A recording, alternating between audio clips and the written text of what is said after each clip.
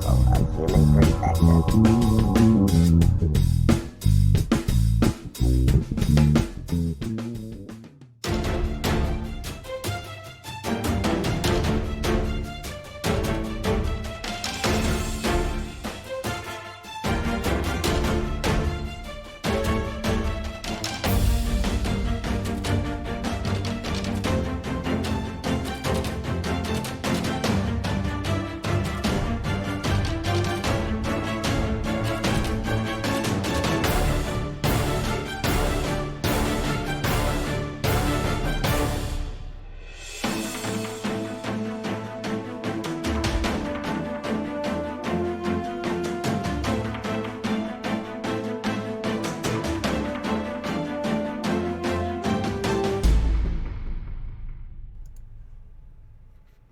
Pressure's on. Thanks a lot, Sherry. Welcome to Unbiased and on the Fence, Paranormal Frequencies.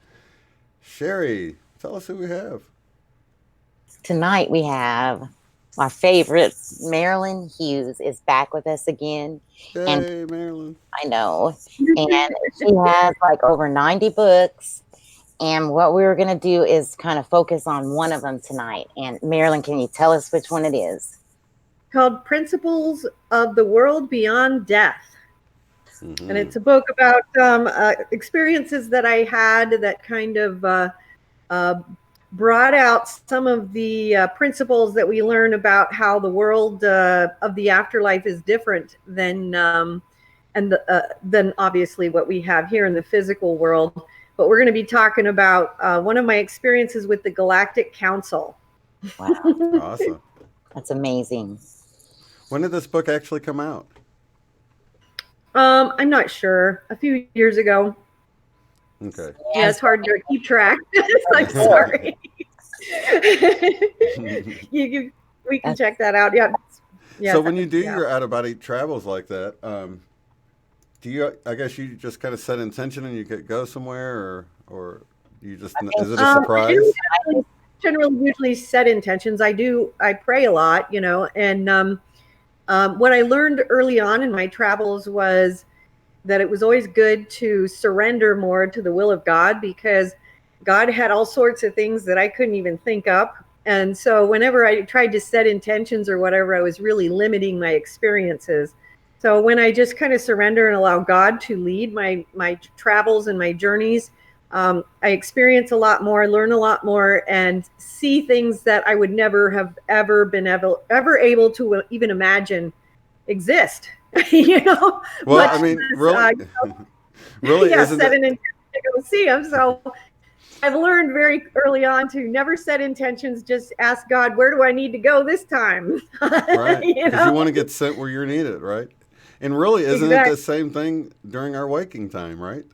I mean, Yep, in the true. 3D, you know? Yes, very much so. So yeah, that's something that I highly recommend to people, is to remember, there's a lot more a lot more out there than we can imagine. So let God lead you, and you'll see a lot more, experience a lot more, and your journeys are going to be more meaningful. I do know there's two other out-of-body authors that I'm aware of that mention strange named men, like in robes or whatever. I guess it was like their guides that they ended up finding, like they're flying or whatever, and then they noticed that they had them by the ankle or something, and they'd look back and the same guy is always there. So they had kind of like surrendered to what they wanted them to, where they wanted to take them, and they always had something really profound that they discover then, and they say what you do. That's the best way to do it. Yeah, because there is and if you read my books, you're going to find that the things that you see, the people that you meet, these are not things you can think up. They're going to be unexpected places, unexpected beings. So it's always good to let God lead the way. And we do have the guardian angels, spiritual guides. We have teachers. And all of them work together with, the royal family of God, which is, the prophets, saints, mystics, sages, and ascetics from throughout time and history and throughout all world religions and traditions who are part of, guiding our journey. And so, there's this master plan for each one of us, and we want to stick with that master plan, because that master plan is what's going to give us the most direct journey towards the goal that we set out for, when we set out on this particular incarnation. Like what Absolutely. I I've say, often said that. I'm you're sorry, one of, Sherry. no, I was just going to say she's one of those too. One day everybody's going to say that when they make that list of all those people, you're going to be in it. Well, I often say that, like, Jesus in the Garden of Gethsemane, when he said, not my will, your will be done. Right. You kind of come to this realization where if you had the wisdom of God and you knew everything God would have, your will would be one with God. It's just we're so limited Exactly. with our knowledge. So it's almost liberating if you can get beyond that hump to trust God with what's going to unfold for you. And I guess that's in waking in regular life, 3D life, or out of body experiences, right? I mean, to just sort of trust God's going to, give you Very the best so, experience that's going to help you grow the most, I guess. well, yes, and one of the reasons why obedience is one of the strong teachings in many of the world religions is because of that very concept. Is because if we understood that by being obedient to our rightful superiors and therefore to God, that we are actually placing ourselves on the path of the highest thrust, the highest progress, we would be so much more likely. We always look at following orders or following obedience or following any kind of law, moral law, ethical laws. Well, I want to be free. I want to be free. We don't understand that there is actually, that's exactly what God's laws do for us. They actually give us the freedom, because as we attain to these higher states, we are losing this spiritual weight of these vices and things, and we actually are going higher. It's the acceptance of and the willingness to go within that will of God that gives us freedom. And that is one of the big obstacles. If people can get over that hump and realize, wow, it's really a lot simpler than I'm making it. Just surrendering to God's will is not giving up freedom, it's actually embracing it. Oh, that's so good, Marilyn. That is so good because it is. It's really flipped on its head from what people typically think. You're liberated Yep. when you go with the will of God, and it's not like, and I guess that's the ego, well, I want this, I want the fast car, and I want, maybe if you kind of got that lower kind of earthly mentality, maybe of just sort of, maybe, just material things, you know what I mean? So that would be like the Yep. ego. But for the most part, when we sort of grow up and grow beyond that and we realize that there's more that we should be doing here, then you realize you do want to be in alignment with the will of God. That's what you want. You just don't realize it because you don't have the knowledge. Right. And, what happens is when we remove God from our lives, there's this gaping hole that, comes into our lives. I recently, heard from one of my spiritual readers who had an experience where they were given almost like a near death type of experience. It was an out of body experience, but they were allowed to look into their future, and they saw their life and the emptiness that it would have without God in it. And it was pretty mind blowing to them, Yeah. because we think that, oh, we don't need God, and it's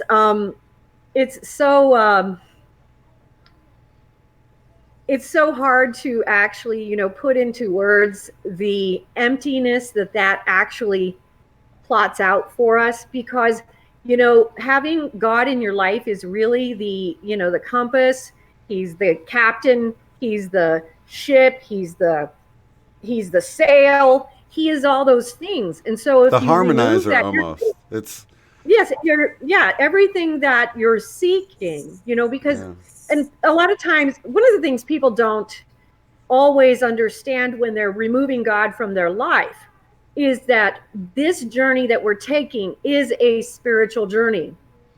No matter what you're doing in your life at this time, you can take God out of your life. You have that free will to do that. You can become an atheist, you can become an agnostic, you can say, well, I don't have to do that. But the bottom line is that when we come into incarnation, into this physical realm, it is a spiritual journey.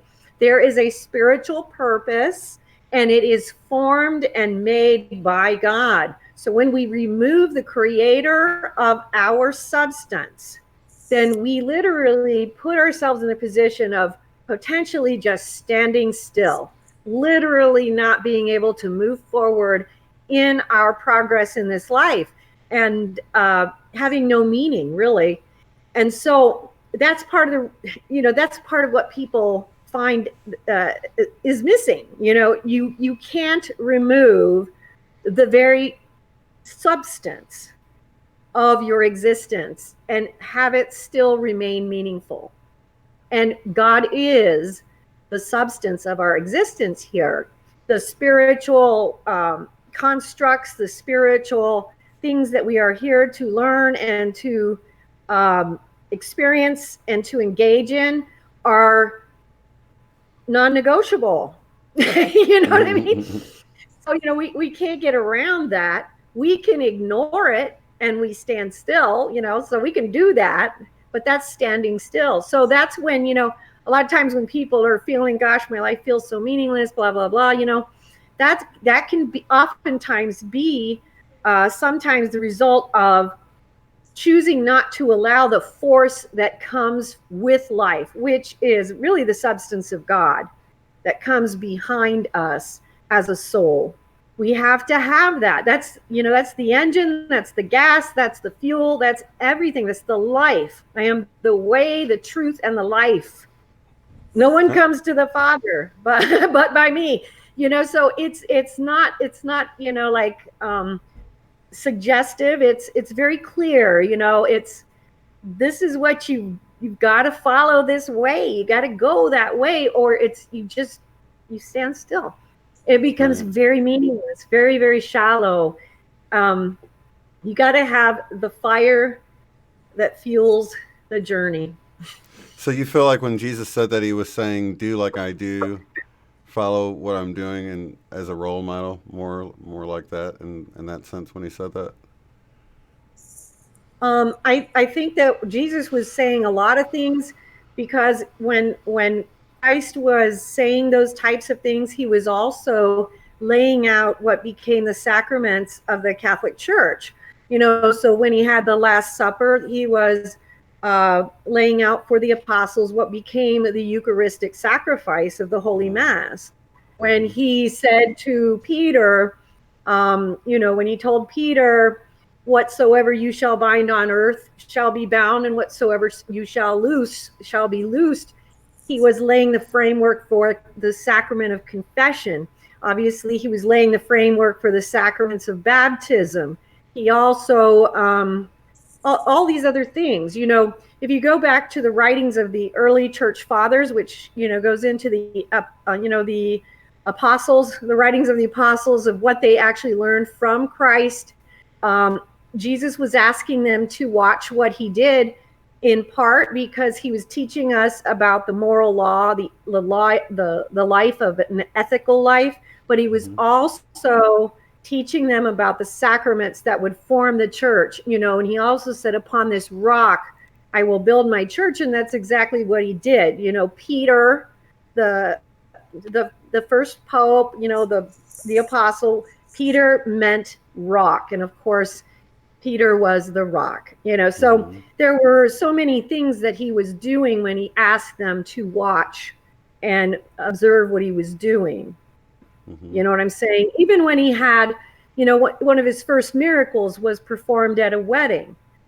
There was a great deal of meaning in that. He was showing the holiness of the marital sacrament. That is also a sacrament. You know what I mean? So, I could go into all these things, The water to wine. Yeah.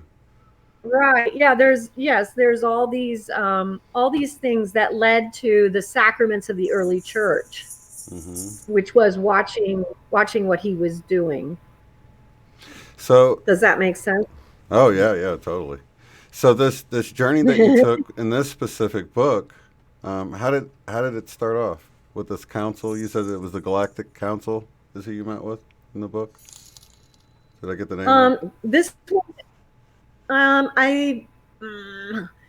This one, the experience we're going to talk about is the one with the Galactic Council, and I felt like it's an interesting experience because it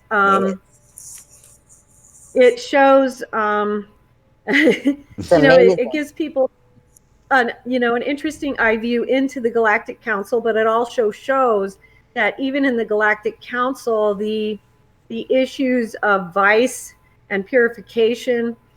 So this shows us that these issues are relevant in other worlds, extraterrestrial worlds as well. It also includes, the in breath and the out breath of the Blessed Mother. So we see that there is this importance of, the Holy Mother of God and of Christ that is relevant even in the Galactic Council.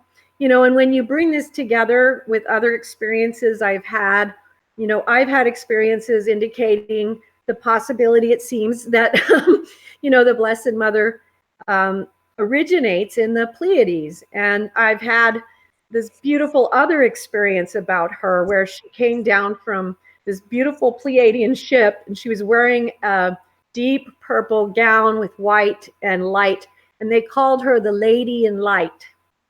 And she was very, very, very holy to them.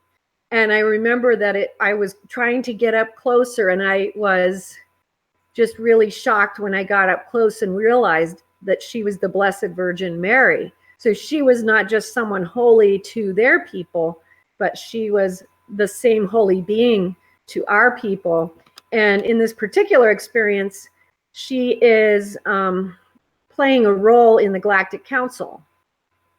Well, I had a knowing, it was around 2013 or 14. It was like it was revealed to me somehow. I can't really explain it, but I was just so sure that Jesus was Pleiadian.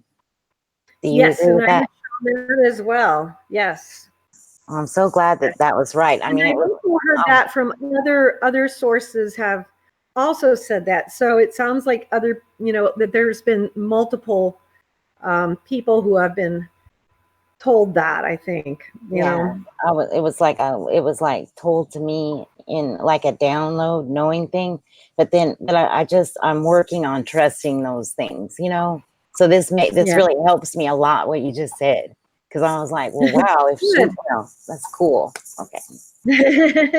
I'm sorry if I seem distracted. I just want to tell y'all and the audience, because they all know me too, that my son just texted me and told me not to be upset. He just found out that this is my granddaughter, Isabella, that I've never met yet. So this is a new thing. So that's why I was a bit distracted for a minute. He just texted me that in the middle of my show here. So isn't she cute? She's adorable. Yeah. So I'll have to go meet her and start buying some baby clothes. Okay, go ahead. I'll just take it as it comes with him,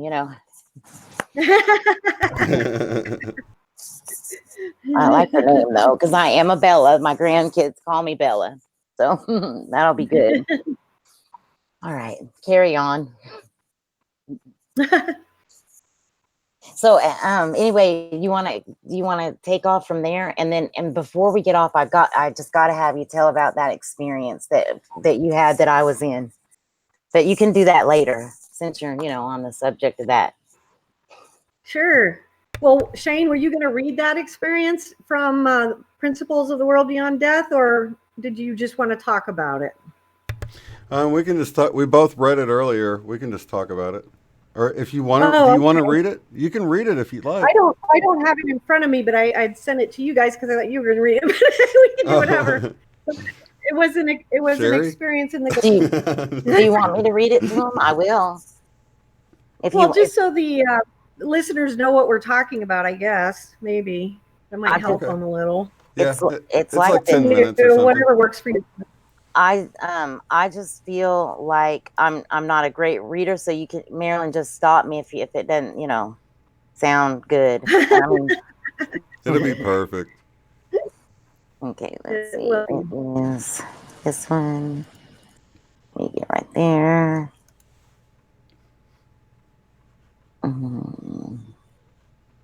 Wait a minute. Okay.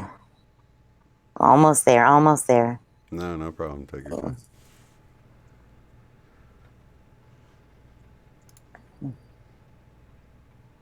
Where'd it go? I got it. I got it. I promise. Want to shout out I'm to gonna say everybody in the chat. We something. love you guys. Thanks for being here. Oh yeah, and you know what? I wanted to, Shane, if you want to, while I'm looking really quick, update Shira on when her thing's gonna be on, because I think they were wondering about that. Her Yeah, they B2H. texted me. Okay. Congrats, Sherry. Shiny. Say hi to everybody. Where is it at? It's got to be right here. Owl medicine? April? I don't know what owl medicine is. Why is this different? Oh, Cisco's here. Yay! Journey Through the Gate Paranormal Portal Podcast. Ask her if she heard me mention her coming on next week. Or no, that was, I was telling her, Marilyn, that before, huh? Yeah, you're telling Marilyn. Yeah, Cisco's coming on next week. She wrote a book. It's called We're All Children of the Afterlife. Okay. Oh, And nice. yes, and I'm so excited to have her on. I've listened to her podcast, and then the next guest that we're having the next week is somebody that she had on her show. Why? I'm so sorry. I'm having trouble finding the last one. I don't understand this. Okay, well, we can talk about whatever you want to talk about. I'm cool with that. Well, go ahead. Can you just talk about that experience while I'm looking for it? Sure, yeah.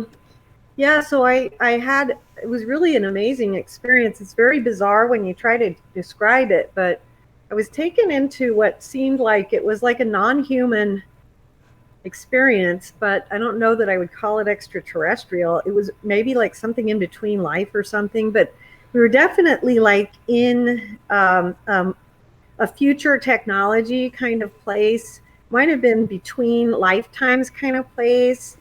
And I was going through these places and seeing some of this technology. There was these things that people had that they could put on their heads, that came out of their heads, that they could, was technology that could connect into computers, and they were doing things and stuff coming out of their hands.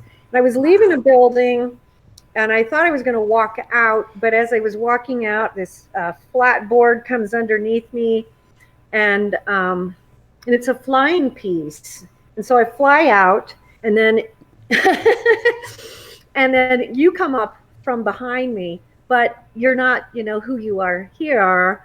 Yeah, we are, we're some kind of non-human thing, and it's kind of like these beings where it's like two squares, white squares that are on top of each other with like little stick arms and legs, but it's like this really sweet kind of life form. And we're the environment that we were in, it was just kind of like uh it was like all these different levels. We were just kind of flying around. We found a place to land where we could, because you came up towards me, you said to me, I know you. And I looked at you and I said, I know you too. And I called you Churdy. Your name was Yeah, Churdy, but I knew it was you. But right. you obviously looked very different. But when we had a chance where I could see myself and you, we looked a lot alike. We were almost like twins, but we were, little block people. You like how I made you with the emojis, two white squares, and we were holding hands? I didn't see that. Oh, you'll You have didn't see it? to It's awesome. Okay.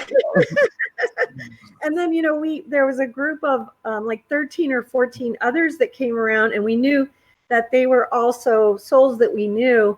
But it was just such a high technology place. We were just kind of taking it all in. There was like literally hundreds of levels. It wasn't like, you know, like, you know, 1 floor, 2 floor, 3 floor. It was just hundreds of levels. It was, you know, it was almost like an air world where, you know Wow. what I mean? I know it's got to be hard to Anything describe like, how. except much, it was very hard to describe because yes, it was like little floating pods that you would land on. You know, there wasn't anything, you know, solid to anything that you would call ground. It was, and everything was so much more advanced technologically. It was really, really beautiful there. Everything was really bright, and it was just really, really, you know, it's funny because you had sent me that email. I wish we, you know, I was hoping to hear about, you know, the fairies and all that stuff. And, it, you know, it was, and I said, I totally get what you're saying because it does sound so weird. But at the same time, it was just as cool as that. Yeah. You know, in Yeah, some when you're in respects, it. even cooler because it was something I've never seen before. You know, it was just this place I've never seen before, and it was definitely a non-human environment, but I definitely didn't feel like I would call it extraterrestrial either. It was Wow. something I've never seen before, experienced before. It felt like something possibly that you've experienced in between lifetimes, and there was just so much you know, so much technology. It was kind of overwhelming. Wow. That's so um interesting. Well, at least we were having fun and everything was benevolent and positive, you know? That's the yeah, best part. Yeah. So I found very that positive. part of Yes. your book. Do you want me to go Oh, ahead and read that? sure. Yeah, sure. Okay. I'm going to do my best. Here we go. So this is Marilyn, an excerpt from her book. What's it called again? The title? Principles of the world beyond death. Okay, here we go. My presence did not appear expected this night at the Galactic Council, the highest council of civilizations around the universe. My journey would begin with a local universe group originating in Washington, D.C., United States. It was one of the most highly top secret gatherings in our world. About 200 dignitaries had come from around the world, but the Lord bid to take me on a journey of such profound intensity, I can scarcely tell of it or restate it to those among the living in our world of mankind. Someone was there who represented the holy priesthood of the Catholic Church, but I knew him. He had aborted his mission with the Lord and our galactic allies months ago. He was shocked to see me at a meeting of such important caliber. Because all of the current attendees were men, it seemed odd that I waited there to receive my leave from the Lord to speak. Before I could speak, however, my spirit was whisked to a room below ground.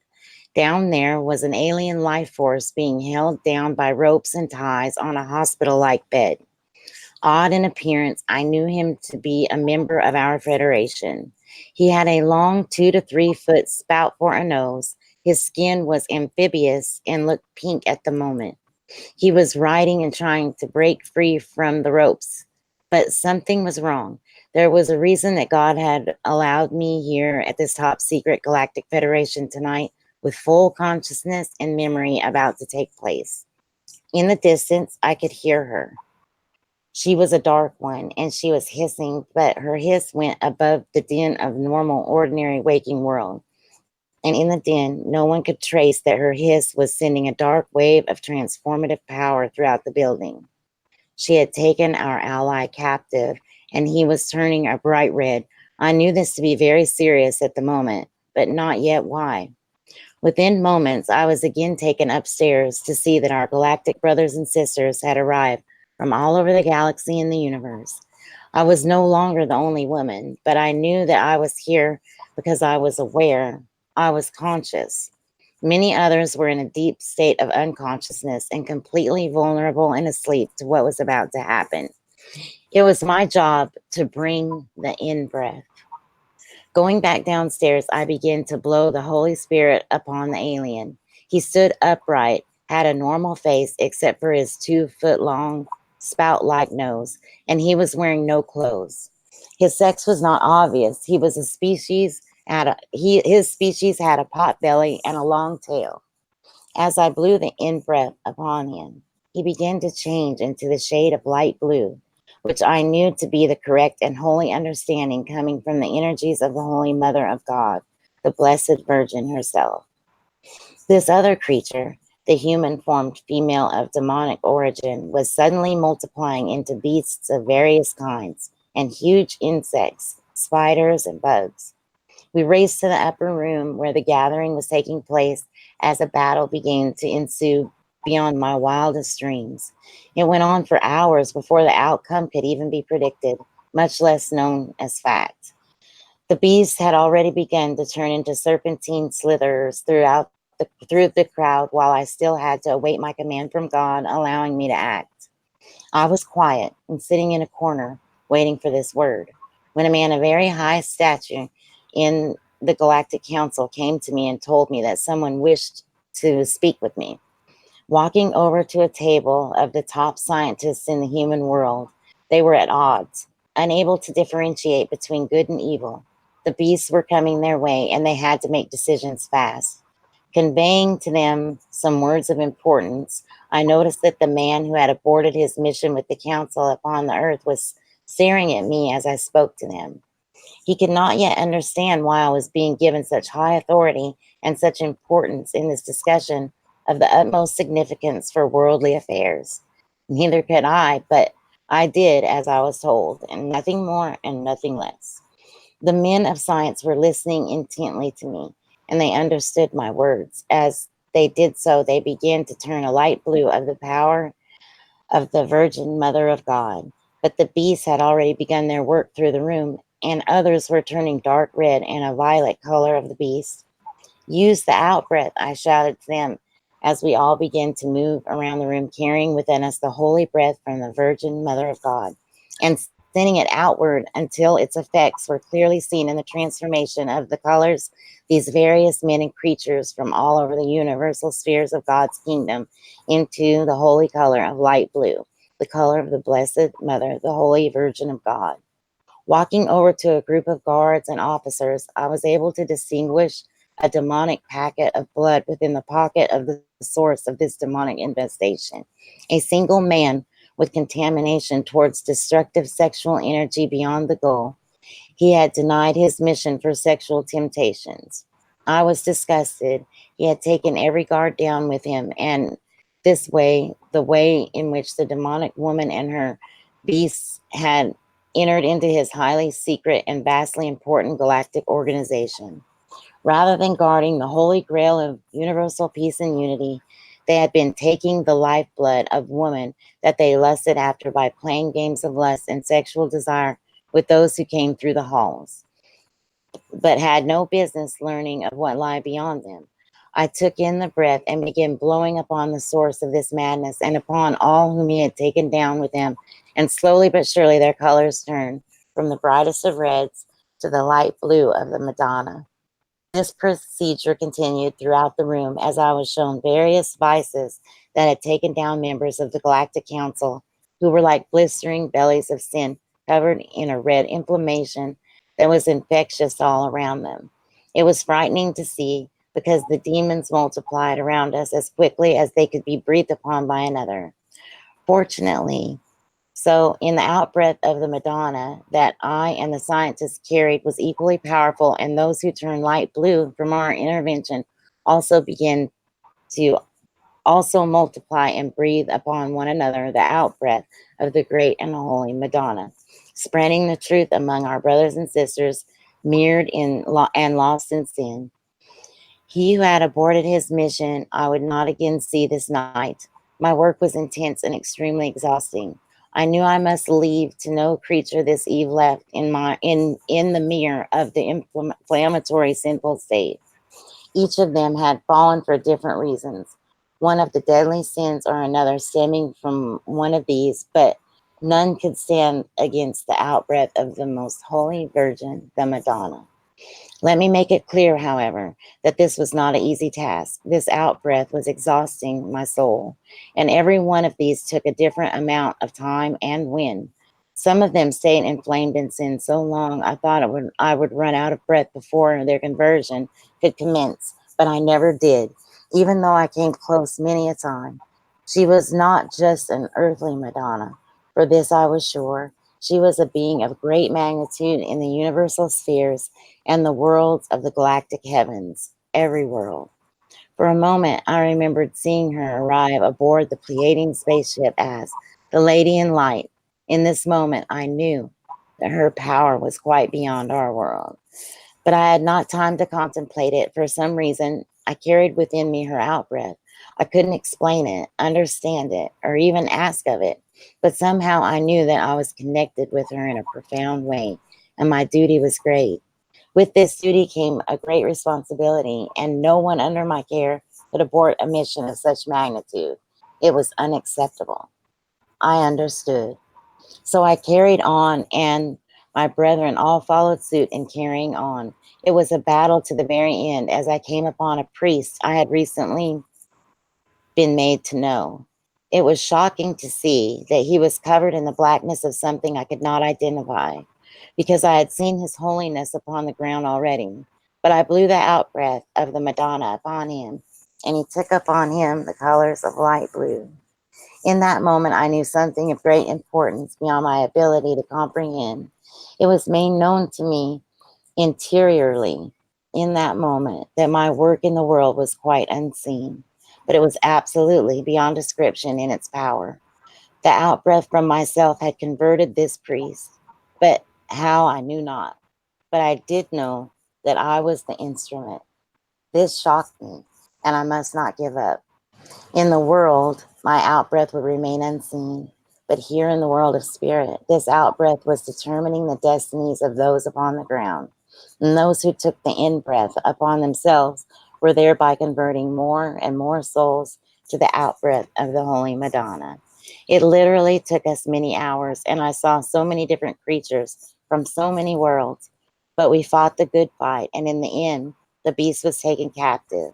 I breathed him in, as his manifestation had lost all power of deception, and his beastly creatures and the she demon had all transformed into one body of himself. As I breathed him out, he had turned a pale blue and lay before me lifeless on the ground, his eyes open a tiny slit. Everybody, the hundreds and thousands in the Galactic Council, had been transformed and reawakened somehow to mission. And they knew that they had fallen from grace and had allowed themselves to be lost in the mirror of sin. Our great work must continue, I shouted. We all know of its importance. It was a vast, vast importance, and it cannot be explained in human words, but we all knew it. Shouting at the beast, I said, "Go on, then, you disgusting creature." He did nothing but lay there as if mortally wounded. "Shall I beat you more with the soles of my feet?" I shouted as I took my foot and roughly placed it upon his head. "Shall I beat you more, beast?" He was surrounded by the entire Galactic Federation, all the souls who manifest in worlds around the universe and are working together towards the peace and unity of all God's creatures. We were the best among the best, the most powerful among the silent powerful of God's unseen workers in different worlds. We were the top secret agents of God who were holding worlds and peoples in place despite their own wicked choices and decisions to follow sin, destruction, vice, and wickedness. Wickedness. It was our moment to confront the beast who dared enter into the holy confines. Our council declared holy by the Lord, chosen by the Lord, consecrated and consumed entirely in the Lord's service. "Speak, beast," I shouted in disgust, "before I spit you out before your own wolves in sheep's clothing and allow them to devour you as I would devour you before God if he gave me permission." I looked towards the guards who had fallen to the temptation of lust and anger. They had allowed our protection to be compromised. Suddenly, permission from God came through me in a giant gale wind of the outbreath from the Madonna through me. I felt as if my own spirit would be depleted by this outbreath, but it came out in a monsoon wind which took the beast by a total surprise. In his compromised position, he was battered, abused, and tormented as he was whisked into infinity and disappeared into the hands of God to receive what he might so deign. He disappeared in the spot he had lain, and I and my scientists looked upon our brothers with great seriousness and foreboding. No words were exchanged. They had all turned the proper shade of light blue, indicating their royal servitude to our Lord. But I and my comrades showed anger in our faces. We were the quiet ones in the group, and these were not accustomed to hearing us speak or having us dominate a meeting. But they stood there in shame as they knew of their sins and their evil, turning away from God by taking in the outbreath of the enemy. Know this, came the voice of God from the heavens as I listened. Know this. Falling to my knees, I shouted, I will know it, Father. Suddenly my spirit stood upon Mount Sinai as wisdom was being transferred into my etheric substance energetically. And as this was happening, an angel appeared who carried a beautiful pitcher filled with heavenly nectar. It was pink, and she poured and poured and poured it down my throat as my spirit seemed unable to absorb enough. But after several minutes, she was gone, and I had now been transported to a small gathering of people. I didn't notice the older gentleman sitting to my right until he got up to leave. He was wearing the garb of a regular person of his age, but when he stood, I suddenly recognized him. It was Pope John Paul II, and he turned to wink as he stood to leave. He didn't speak. I had not recognized him quickly enough, but it was clear that he was trying to show me his ordinariness outside of his Pope's garb, and that it was clear that he would not be noticed in a crowd if he were dressed as a common man. Something was important about this, but I didn't have time to think about it because I was whisked quickly through the galactic heavens and back to my earthly abode. Moments later, I awakened in shock. I had spent 7 hours with the Galactic Council, showing something of which I'd only been shown tidbits of over the years. But now I'd seen it in its entirety, and I knew my responsibility with them. There would be no more excuses. I must go to my brethren and get to work. Beautiful. Wow. That's intense, huh? Very well written, and you did a great job reading it there, Sherry. You There was a did. few Yes, times you that I was like, did. oh, I would have jacked that up right there, but you did a good job. Thank y'all. I mean, usually I don't read that well. I mean, something was helping me, I think. Yeah. I pressed myself. Wow, Marilyn, that had to be intense, huh? It So, was intense, and one of the things about it was that it wasn't something that I'm allowed to do very often because I'm not a regular member of that, and so what was important about it was how close that had come. You know what I mean? How close it had come that time to um, something something very disastrous happening with the council, the Galactic Council, and how we have to be so aware of how we're right on the edge, um, not just as humanity, but also that this applies to other worlds as well. The purification. It's nice to know that there's people out there on our side that can help us too. Like, like you. Like, I do think that a lot of people do a lot of special work, in other realms. Some Yeah, they people do. probably don't even know about it. oh yeah, it's all unseen. Right. There's a lot of people who don't. Yes, that's right. And one of the things about that experience too that I think was important to note was that once each person was taking in the galactic breath, the breath of the Holy Mother, that they became able to also do the same. And so it's really important that we realize that too. Because whatever we're doing then multiplies. So it was a real eye-opening experience. And one of the things that I know Our Lady of Fatima spoke about how the biggest sin that we all fall from is lust. And I guess it seems like that might be the case among extraterrestrial races too. I mean, who would have thunk? You know what I mean? Right, right. We don't think Yes. we don't think that. I wouldn't have. I was pretty surprised to see that. And how close it can come, how something like that, an infection can spread like that. and how dire the consequences can be of something that seems so seemingly inane or innocuous.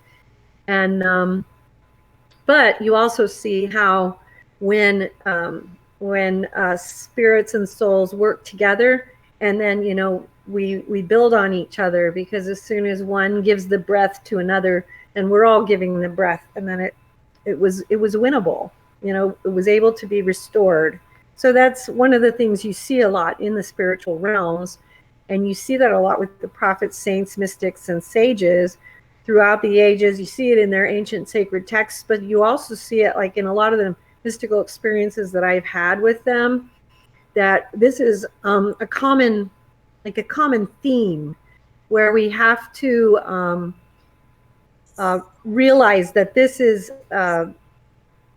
something that goes on and is always kind of going on, the battles between principalities and powers, but also the battles, just the simple battles of our souls, and the little things that can take us down. You know what I mean? Little things that can just distract us and turn us away from things of much greater significance. We may not even be aware that it's happened. And that's kind of what happened at the Galactic Council. They weren't even aware that it happened. Yeah. Gosh, we see that over and over again, and just to make that connection back to just our 3D life too. It seems that we activate one another too in that same way that you talk about the breath. Like we come together, we realize there's others that are like-minded, that are fighting the good fight, trying to raise human consciousness into something better, and and it's kind of nice to come out of the woodwork and start to find people, of like mind like that. Right. That's so true. That's really well said too, Shane, because it's that, and then it's also the importance of being aware of the opposite, where we want to be aware when either ourselves or other people we might even, we don't even see it in ourselves sometimes, where we might be leading people and creating a negative thrust. You know what I mean? Right. And so, everything we're putting out is either going forward or backwards. And so we want to create the forward motion. Right. The forward momentum. Keep it moving that way. Yeah, I thought that was so cool before you came on that first time, and I had that vision of Mary, and she looked like a statue, and then you told me that was common, and then like I was wanting confirmation. Well, I was trying to get an answer about if I should show you that Chaplet of Divine Mercy hand thing, and me and my mom had went to Sonic, and that waitress's name was Fatima, the little girl. And then I was like, no one's going to believe this, right? So I still have the receipt because it says car hop Fatima. And I was like, oh gosh, I guess you can't make this up, can you? No, I just live like that. I just get signs, of what I'm supposed to do, and leads me on my journey, Yeah. It's pretty neat. Yeah. But that experience was so intense, Marilyn. That's, so it just makes me want to just say thank you for everything that you do for us that we don't even know about. Oh, but a lot going on the other side. Yeah, but like Shane is saying, this is just one example of what you're seeing. This happens a lot, and a lot of people may not be aware of it. It's not just me doing it. It's just that for whatever reason, God is allowing me to be conscious enough of it to make people aware that it's happening. And a lot of people are doing this even unconsciously. But this helps us to realize that these things are happening and how important they are, that they literally can determine, the destiny of worlds. That's amazing. It sounds like you're overreacting, but you're really not. It really is true. It really can determine things that big, so destinies of souls, destinies of worlds. And so when you realize that the delicate balance is that delicate, and that the little things that we might be doing, those little in-breaths or whatever that we're sharing with one another, that's spreading, every little in-breath that you're sharing, whenever you guys are on the air and sharing, every in-breath and out-breath that you're sharing, and then that's going to all these other people. These are the things that are helping to spread the energy of that transformative energy that needs to happen to prevent what we were seeing in that particular experience. You know what I mean? Right. Hmm. Right. Well, is that was that your only experience with the Galactic Council like that? I've had other experiences. They're much more limited because, like I said, I'm not, I'm not like I'm kind of like a sort of kind of member, but not a real member. I was only called in on that time because there was a danger, and so I'm called in for spiritual warfare. So I was Wow. called in for spiritual warfare that time. I do have a lot of experiences with extraterrestrials, and I have little glimpses of different things and stuff, but I'm not a member of any of the council type things.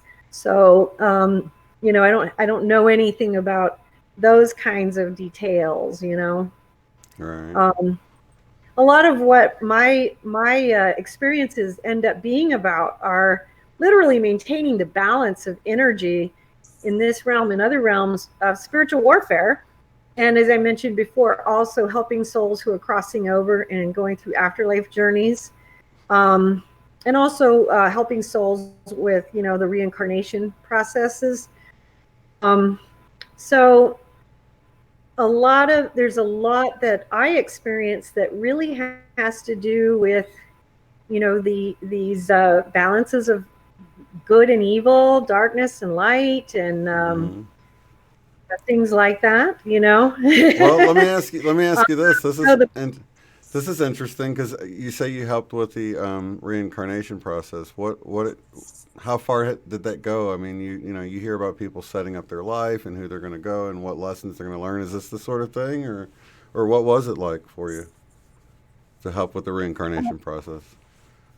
Well, with the reincarnation process, you're setting up. It's not just me. It's a lot of different souls and spirit beings who are working with souls. It's a very complex process that goes on many different levels before a soul comes in. Has to do with how you're going to figure out who's going to be, your parents, your children, and all these things in relation to which karmic issues that have to be resolved. And there's always real specifics, for people who are interested in really understanding how that's set up. I Mm-hmm. highly recommend a series of books by a mystic by the name of Francisco Candido Javier. He lived from 1910 to 2002, and he wrote a series Dang. of books. It's 12 books. It starts with a book called Nosso Lar. And he was a Brazilian mystic. And his books really outline in great detail the process that souls go through, not just in reincarnation, but also afterlife. They also did a movie about his first one, which was Nosso Lar. The movie is named Astral City. You can rent I that on saw YouTube. that. Is Yeah. it good? Oh my gosh, Oh, it's amazing. yeah, this guy was a profound, I wish there profound was more mystic. movies like that. Yeah. Yeah, the rest of the series is even more astounding than the first book. It goes into a much more detail about how these different lifetimes are set up based on the previous lifetimes, the karmic stuff that they're coming in with, the different dynamics between souls, who killed who, you Wow. know. Well, how did this guy I get the mean, information? Was it out of body as well, or was it? What'd you say? he was different. He was a spiritist. In Brazil, there's a huge spiritist tradition, and there's a little bit of merging with Catholicism. So he was pretty much a practicing Catholic, but he was also a spiritist, and so he did automatic writing. But a lot of these I don't recommend a lot of these things, but his writings is one that I feel is extremely important, and I Mm-hmm. recommend him highly. And it's Yes, Francesca. Can you say his name again for me? Francisco Candido Javier. Very, very holy man, and he did a ton of work. He has a huge body of work. I don't know. He wrote like 248 books in his life. You know, Wow, that's awesome. he had a huge body of work as well. There's a lot of work that was done that you might find interesting, even by like Allan Kardec, who codified a lot of the spiritist um, teachings and guidelines, which, if you read like the Gospel according to Spiritism, you're going to learn a lot about what they have discovered and what they believe to be the case about karma, reincarnation, and how these things are set up. It's very, very close, very, very accurate work. He lived in the 1800s, and he's actually one of the pioneers in this stuff. There's a lot of things that you can find out. There's a lot of different processes in between lifetimes that involve purification, that involve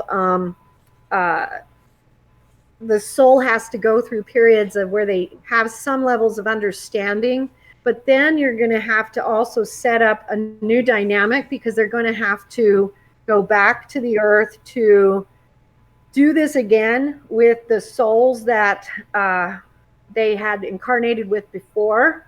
And you have all these energetic constructs that have to go in place. So these are I'm sorry. these are not things you can really like put into words. These are actually things that are done energetically to the soul before they incarnate, and And it's it's very more, complex because now you're talking yes. about you've got all of these souls. They all have lessons they're trying to learn. So then the scenario's given to where you're like, well, you're going to be the husband, you're going to be the kid that gets beaten because you got to learn something about forgiveness and abuse because before you did this and that. And so you got this, I guess a soup of things that need to be learned and people, and then they come up with this sort of scenario that you play out, but it's got to have the free will element of it, right? So that, I don't know. Yeah, There's Well, sort and of, oh, go like ahead. for instance, usually it's not set up so that you're planning to have someone be an abused child or something. oh, But okay. many people will come in and they will not do what they had agreed to do before they came in. And so a lot of things go wrong when we do reincarnation, because people will Stray just from the not do plan. what they stray from the plan. Yeah. So they do things that they're not supposed to do. They can completely de-energize an eternal plan. They can go down a karmic path. They can totally turn to a dark path. People can actually end up accumulating more karma rather than actually working on um, putting away some of the old karma. So there's so many different configurations, and ironically, Javier is probably the best person in terms of really kind of encapsulating that in a way that people can understand, because it is very complex, you know.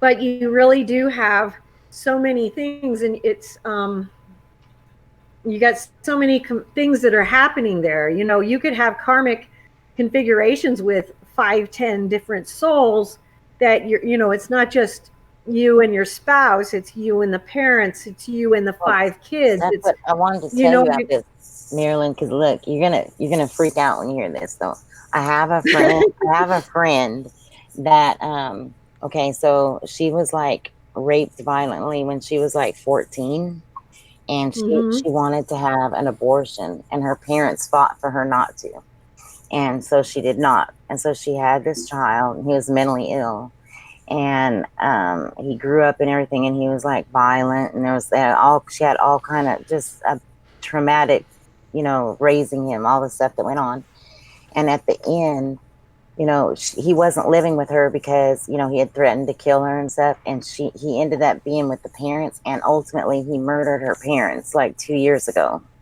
and so she was taken to a place, and it was revealed to her that it was like a soul contract. And that interestingly, it was like the two people that saved his life were the ones that he took their life in the end. And but she was shown much more things that were like a lot deeper than that and stuff. And she was like I don't know what council, but she was before a council when they explained all this to her, and it relieved all of her, wondering why me and all that kind of stuff. She just felt Yeah. so much better for it. And her Yeah. parents were there and had told her that, look, don't be upset. This was our job, it was our purpose, and that, and I mean, it gave her relief. But it's interesting because I have that friend with that boy, and then my brother-in-law. I mean, I'm sorry, my son-in-law. His brother is mentally ill, like in the same way.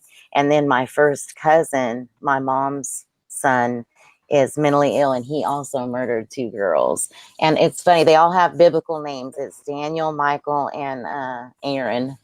But I actually gave my friend the best present ever. I had gave her a little dream pillow. She was having some nightmares, and I gave her a dream pillow with a Archangel Michael. What are they called? The you're gonna know what I'm talking about. Not a pendant, but it's like the coin. There, what's that called? Where some people bury them in the corner of their house in the property.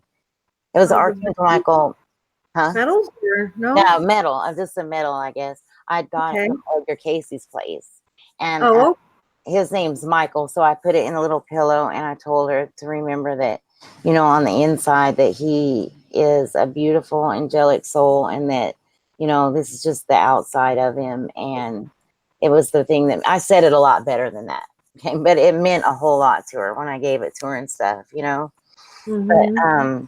so she had went through a whole lot, and it was all had to do with stuff like what you're talking about. That's what I was trying to say. She Yeah. also wrote a beautiful poem about mental illness that is amazing, and I'm gonna have to send you that. You'll like it. It's really good. Okay, I'm done.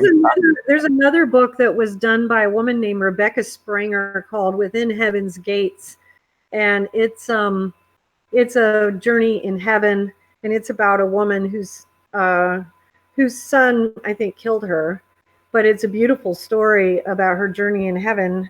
I don't exactly remember how I'm it gonna have was to get her received. that. Yeah, but it's a very well written, beautiful story. And there are quite a few of these types of things, and you'll find this, in a lot of the Javier books. You're going to see a lot of these different configurations and things where, bad things happen to good people, and a lot of things don't make sense like this. Because something like that would happen to your friend. I mean, that poor woman, that's just a horrible cross to bear, and there's She no is sense just one of the coming out most of that beautiful except souls. for what she's going to learn when she crosses over about whatever that was. But yeah, there's a lot of these kinds of things, and one of the things that we do is we work with one another through our different lifetimes. And in the books that I wrote, like the Mysteries of the Redemption and the follow-up books, it goes through how we remember our past lifetimes. And part of the purpose of that is it helps us to see some of these patterns, and we start seeing some of the patterns we have with people who are in our life now. We see some of the things that we've done over and over again. And then we start seeing, then we start seeing, okay, so I see that this is the pattern of the problem. And then I see these are the different ways that I solved it, which apparently none of which worked. Okay, so I can cross this and this and this, so you start being able to start assimilating, okay, and not all of our karma is as serious as that. Some of our karma is, more lame, like, Like little things, but still there. little Yeah. things. And that's okay. But some of us have heavy stuff, some of us have less heavy stuff, but it's all important. Right. And so we start remembering those lifetimes. We start bringing that memory back. There's an energy that comes with that memory that helps us to bring forth these elements that um, it's like the memory of it, the emotions, the memory, the love, the fear, the terror, the a Like lot the of times Akashic when people, record on it or something. The whole yeah, enchilada. yeah, and those moments, they give us a chance to start with this purification that um, helps us to start assimilating.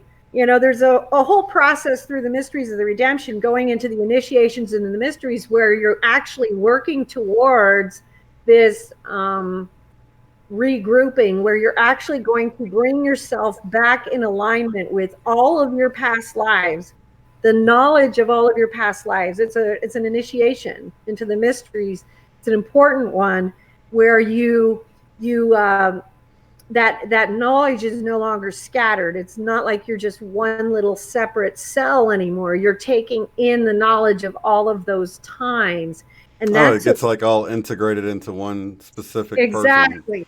version of Exactly. yourself. Integration. Yeah. And that's what's really important. And then we have to go into those processes of discrimination and discipline, which is where we learn more about obedience, the moral code, ethics, vices, virtues, things like this, because this is how we bring our will into the subjection of God, which is how we start learning to undo some of this karmic impulse, because we can't really understand the karmic impetus in our lives until we start bringing our will into the subjection of God's obedience.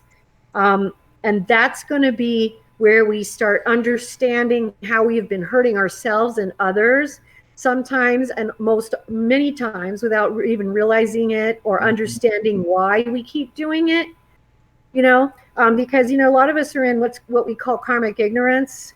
you know um, there are different levels of consciousness. There are people who are in a state of evil actually enjoy causing harm, but the majority of humankind is in what's called karmic ignorance, which means that they may cause harm out of ignorance, but they don't do it intentionally. It's because they don't understand what it is that they're doing that's causing the harm. Forgive them, for they know not what they do. Right? Isn't that Exactly. what Jesus was Yeah. talking about? Right. It's when you're dealing with the forces that do know what they're doing, which is evil.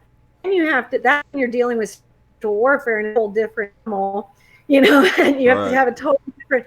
But when you're dealing with the majority of what people are dealing with their karma, it has a lot to do with becoming awake to what it is that we're doing, understanding our own pain and understanding the pain we generate in others, that we may not have even been aware of, not just in this life, but in others. Mm-hmm. It sounds like it doesn't sound like the most pleasant process. It's not, but it is a very fruitful process, and it's a very worthwhile one. It's something where it is worth all of it, because the fruits of it are this glory of God, this glorious realms of God that become opened up to us by going through and doing that work of scrutinizing our souls and trying to become holy as He is holy, and rooting out those things, those fetters that are holding us far away from our beloved, which is our Lord. And we don't realize that these things that we hold on to are holding us away. They keep us away from our beloved. That's, we think, well, I don't want to do that. This sounds so boring. This, you know what I mean? Or whatever, or I don't want to do it. It sounds stupid or whatever. These are the things that are keeping us from our beloved, the whole thing that we're after. And so, we have to do the dirty work and get down in the mud of ourselves, and when we do that, it is worth more than gold, because that's when the skies open.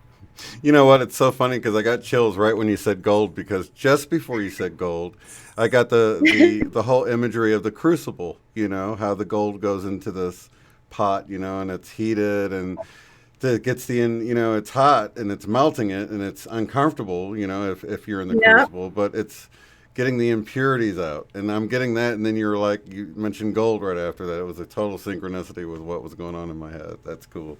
That is cool. That's very cool. And it is. It's uncomfortable. No one's comfortable with it. It wasn't comfortable for me. It's still not comfortable for me. But I'm at the point where I know that that it's worth it. Oh yeah, it's Because like we grow so much more during the trials and tribulations. yeah, and it's like, what we find is that, by being in denial about the things that are holding us back, we just waste time. We're not doing anything. It's not giving us anything. So if we just like, okay, let's just get right down to it and just go pull it out, and it's going to be painful like a Band-Aid, but but it's going to get me there faster, and I'll be there sooner. It's worth it. It's worth it. And That's it totally true. Yeah, that and it seems like if you fall into the victim mentality, that holds you back and slows you down. But if you can sort of get beyond that, realize there's a lesson to be learned. What is this lesson? And kind of go at it optimistically like that. It seems like you progress through what it is you're supposed to be learning at whatever given time. You know what I mean? Yeah, totally It's agree. going with the flow. It's keeping that momentum you mentioned earlier going. You know, Yes, you it's want to have the not kind of momentum. hampering. Right. You've got to keep the momentum, and we have spiritual journey, and so what does that tell us? We have to learn approach, and so that's going to be different than what we're accustomed to. But we can all do it because God created us to take this journey. So there's us that can't take that path. He knew he was creating us this way, so he made the path. So we know we can take it. Yes, Absolutely. there's a design to it all. Mm-hmm. There really is, and it's fascinating to see, because I hear from so many readers who then subsequently take this journey, and it that there's this design, and everyone seems to follow a very similar path, and we reach to God and God reaches back. Very good point. Yeah. He does, and it's instantaneous, and but we have to do the work. We have to be willing to do the work. One of the things that I think is one of the biggest killers of the spiritual path is like the goalless journey, in terms of, I guess the goalless is not the right word either, because but some of the types of paths that say that you don't need to do anything, you're already there. And it's like, well, that's true. That's a Zen kind of thought. That's true. However, God did put us here to do something. We have things that we need to be doing to move closer to Him. And so if we just think we're already there, then we're kind of like missing the obvious, which is that we incarnated, which in and of itself tells us that we're not. So what I mean? Just the fact that we're incarnated tells us we're not there. That Yeah. tells me that, hey, I'm here. That means I've got stuff that I need to figure out. You know what I mean? Yeah, we don't want to be spiritual So it's not teenager like know-it-alls, right? there's any shame in that. I mean, it applies to every single living human being, because we're all incarnate. So I mean, it applies to all of us. There's no shame in it. It's just that, just having that simple understanding of you're incarnate, therefore you're not there. We have to do something while we're here. Don't think that you're supposed to do nothing with the time that's been given us. You know Yeah. what I'm saying? There is a journey that we want to jump into the movement, is what there's a movement that is always moving between heaven and earth. You want to jump into the movement. Don't just stand over here by the side. Jump into the movement and let God move you through. Surf those spiritual waves, huh? Yeah. Awesome. Well, that's Well, a great subject for this one. This was fun. We can have you come back on every once in a while and go over a different book like yeah, that. it's It's a such an great interesting message. topic, especially for a lot of us Yeah, that have been, grew up Catholic and stuff too. So, you know, yeah. It was it's really nice. nice. Well, Did you grow awesome. up Catholic? I Oh, grew yeah. up Protestant. Awesome. Or Oh, did you say me? No, Okay, I grew up Pentecostal, and then went to like okay, charismatic, and then okay. kind of went into Presbyterian, which was probably the closest to Catholic I've been, even though they're starkly different. But I mean, it's the Yeah, closest. well, they're And different, but not terrible. Presbyterian has some closeness. There's some similarities, you know. Those yeah, similarities, you know. right, right, right. Then I went to Seventh Day Adventist, and then more, I Ah, guess, more Gnostic sort of Christian. Where everybody's sort of on their own path, kind of a. yep, And so I'm kind of there somewhere. I like the way of yep, Edgar Casey. I like the Essene stuff a lot. yep, You know, Mm-hmm. so, yes, but I yes. think there's something to be taken from all of them, though, and ultimately, then you can I kind do of find too. I connections and agree with all. that. Yeah, Yeah, me too. I agree. Yeah, it's like the more open minded you are with stuff like that, you'll realize that you'll find parallels between beliefs, which sometimes expand your conscious awareness of it because just looking at something from a different perspective can be so helpful. It's like the Yeah, same teaching but delivered in a completely different way, and you're like, oh, and it kind of helps you have a more rounded. I don't know. I think any kind of expanded learning, is going to expand your consciousness. Whether you subscribe to, maybe the dogma of the religion or whatever is a whole nother thing, but there's always something to be learned if you're willing to listen, I think. yes, agreed. yeah. I agree with that. I agree with Yeah. that. And I'm a big fan of studying all of them. So, which Yeah. some people think, and a lot of people think is pretty weird. But I really think a lot to be gained by looking at the prophets, saints, mystics, and sages of all of that as a body of knowledge. I mean, they are a body of knowledge. Just like how Mm-hmm. the They were. Swedenborg stuff contributes. It's the same Mhm. kind of thing. I love his stuff. I'm a huge, huge Swedenborg Me fan. too. I love Me Swedenborg, too. and like you mentioned the Essene, and Shane mentioned the Gnostic stuff, and Mm-hmm. you mentioned something else that I also. What was the other one you mentioned?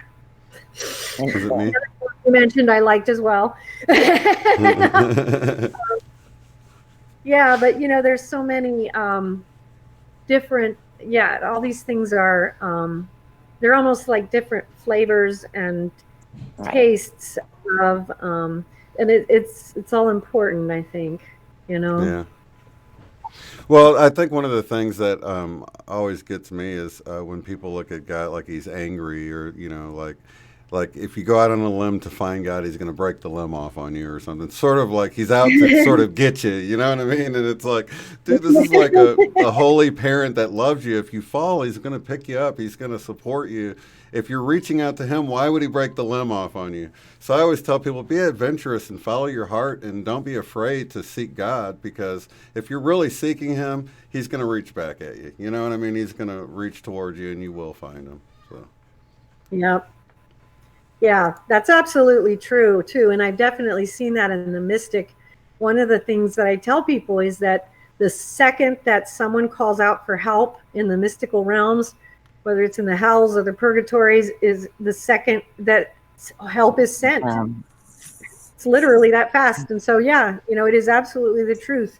We don't always realize it because, in the realms of time and in the physical worlds, we may not receive it like that, but you can definitely see it in the mystical spheres, in the out of mm-hmm. body states. You see that when someone asks for help, and you see this too, like in the people who've had near death experiences, the minute that they call for help, the minute they go get on their knees and pray or ask for Christ or whatever, that it's that fast.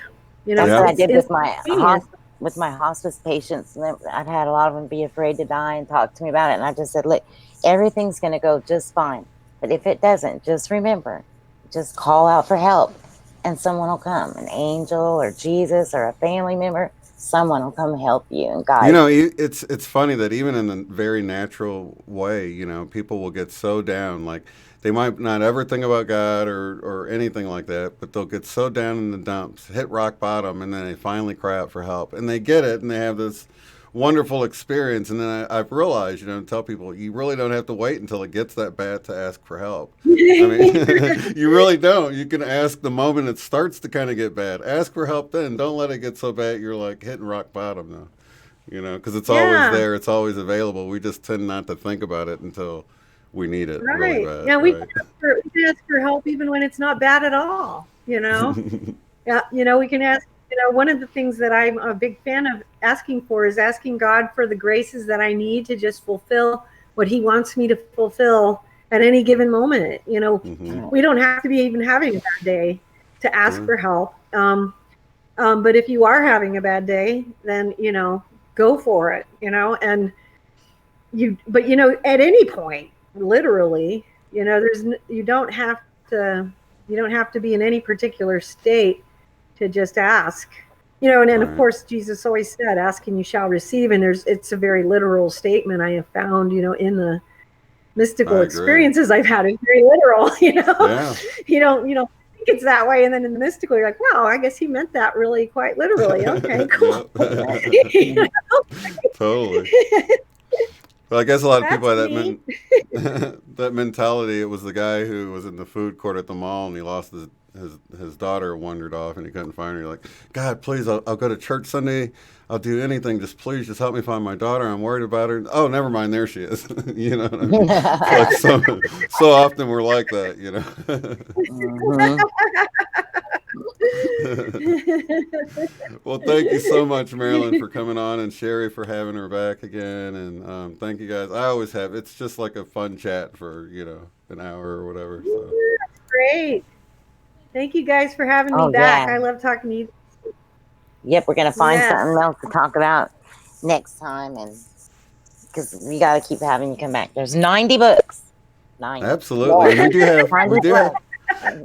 Marilyn's links down below. So check out her books, and we'll definitely have her back really soon. Thank you guys in the chat for being here, and those watching us later. And thank you two Yep. ladies for being here. Lots of love to Oh, you. I love y'all. Yeah. We'll see you All at right. outofbodypress.org. Yeah, Yeah. and out of body. Keep hanging out with me, Marilyn. Okay.